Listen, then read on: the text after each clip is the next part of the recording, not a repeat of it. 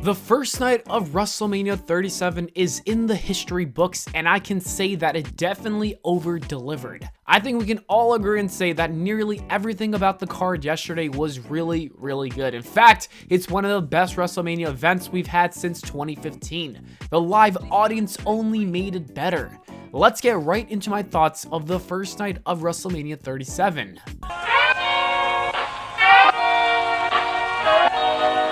The show started off a bit odd. The weather in Tampa forced WWE to have a rain delay, and it was obvious that things were hectic backstage. The show started off with Vince McMahon cutting a promo, and then a few minutes later, it started to downpour. We then saw a bunch of random interviews with Kevin Patrick and the pre-show panel trying to stretch it out until they can start the show. After 30 minutes, WrestleMania was back on, and I didn't really mind this because there's nothing you could do about it. It was literally pouring like crazy. You saw Michael Cole and Samoa Joe looking like fools with their rain jackets. It was hilarious. I am just hoping that this doesn't happen again tonight, and it seems like the weather will be a lot better, so we should be good.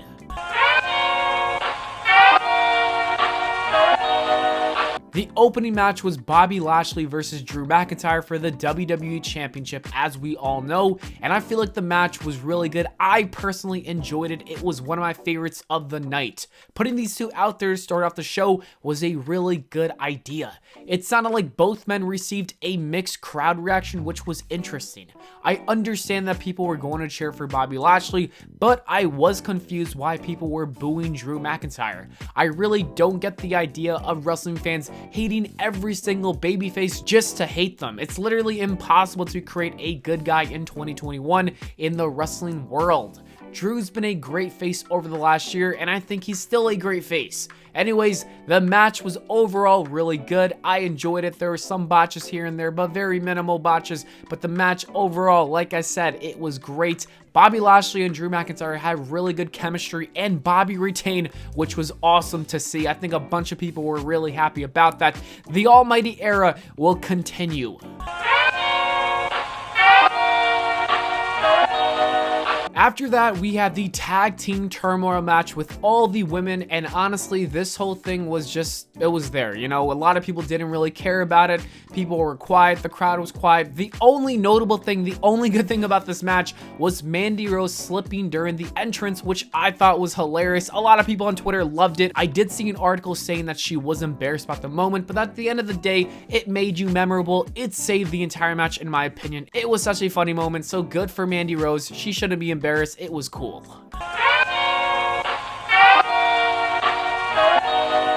Cesaro and Seth Rollins were up next, and they absolutely killed it at WrestleMania. Can we all agree and say that this was the match of the night when it comes to the in-ring competition? Cesaro is so damn good. He literally was doing the craziest moves. These two put on one hell of a match. Cesaro and Seth Rollins were doing crazy things. This man did a 360 corkscrew splash. I don't know. Then you had Cesaro doing the airplane move where he had Seth Rollins on his neck and he was just spinning. That was even more impressive than the swing he normally does. But he also followed it up with 23 swings. It was just a fantastic match. And seeing Cesaro get that big victory with the crowd giving him, I think, the loudest reaction of the night, it was definitely awesome to see. It was a great match, and this is more proof why WWE should push Cesaro. You already know that I am still a part of the hashtag push Cesaro movement, and I think he should win the Money in the Bank briefcase.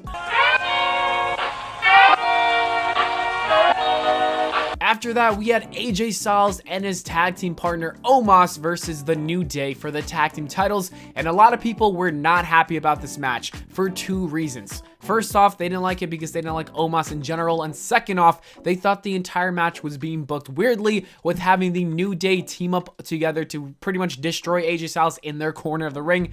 They thought they were acting like heels, but I completely disagree. This is wrestling. At the end of the day, you will do whatever you have to do to win a match. I don't view that as cheating. I don't view that as a heel tactic. It was literally Xavier Woods and Kofi Kingston showing that AJ Styles is not a good tag team wrestler and showing why they have the experience that they needed.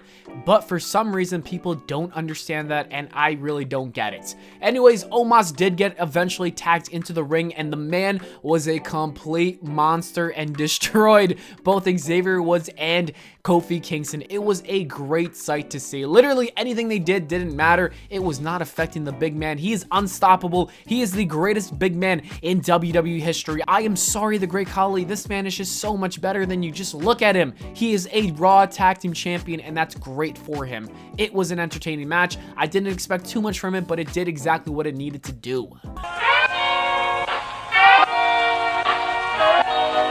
Right after that, we had Braun Strowman taking on Shane McMahon, and all I want to say is thank you, Braun Strowman, for doing it for all the idiots like me out there and beating Shane McMahon.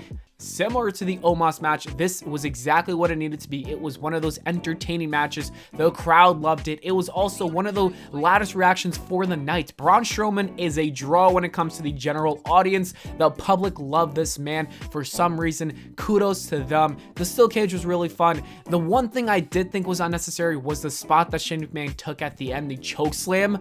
For some reason, before that even happened, I thought he was literally taking him up there to do the running power slam off the cell. I was literally scared for Shane McMahon's health, but instead he did a choke slam. Shane McMahon flipped over, and I literally thought the man died. That looked much worse than the Hell in a Cell spot he usually takes coming off the top of the cell, and I'll tell you why. When he comes off the top of the cell and hits the announce table, there's an inflatable thing that protects him, but for this, he landed right on the mat, and it looked really bad on his shoulders and his back. I am truly hoping that he's okay, but the match was awesome. Braun Strowman did a good job. Shane McMahon did a good job, and the crowd loved it. This was the perfect stipulation match that I think you could have had at WrestleMania. The co-main event was Bad Bunny and Damian Priest taking on The Miz and John Morrison in a tag team match, and it's fair to say that Bad Bunny is the best celebrity of all time when it comes to wrestling, professional wrestling. I'm sorry, Shaq. I'm sorry, Tony Khan. You were totally wrong about that. Bad Bunny showed that this man put every ounce of effort into his wrestling match for the last 4 months training so he would have a good match. The man absolutely killed it, and I would not mind if he stayed and had some other matches, maybe at SummerSlam or next year's WrestleMania. It was truly great to see. The man did a Bunny Destroyer. That was literally the best spot of the match. People were going crazy. John Morrison did a Spinner Rooney. Like, who wrote this match is a genius. It was so fun and entertaining to watch. It was honestly one of my favorite matches ever in WrestleMania history just because it was so much fun. And finally, we get to the main event of the show. It was the history-making match for the SmackDown Women's title with Bianca Belair and Sasha Banks. And in the beginning of the match, you could already see Bianca Belair. She was crying because that's how monumental this was for her. The match itself, I thought, was also really good. Similar to the men's title match in the beginning of the show, it was equally as good as that. So when it comes down to the in-ring match, both of them delivered. Sasha and Bianca killed it, and we have a new champion. It's awesome to see Bianca win the title. I did want Sasha to hold it just a little bit longer, but I'm totally fine because Bianca was killing it. I'm not gonna say she was carrying the match, but most of the spots were done to make her look good. Like the suicide dive when she caught her and literally gorilla pressed her into the ring while walking on the steps. That was impressive. And let's not forget about the slap with her hair. That was beautiful to see. It sounded like a shotgun went off. Sasha took that bump like a champ, and then she hit the kiss of death, and that was the end of the match. I know Michael Cole botched a little bit at the end, but it's all right. The entire event was so good. I am hoping Night 2 can deliver the same way Night 1 delivered, and I can truly say that WrestleMania 37 might be the best WrestleMania of all time. Do not at me. That is just a fact that I gotta say. Thank you so much for watching. On the screen right now are some other videos that you should totally check out. Most likely one of them is going to be the Night 2 review. I'm going to put it up later tomorrow when Night 2 is over, obviously. I will see you all in the next video and enjoy WrestleMania tonight.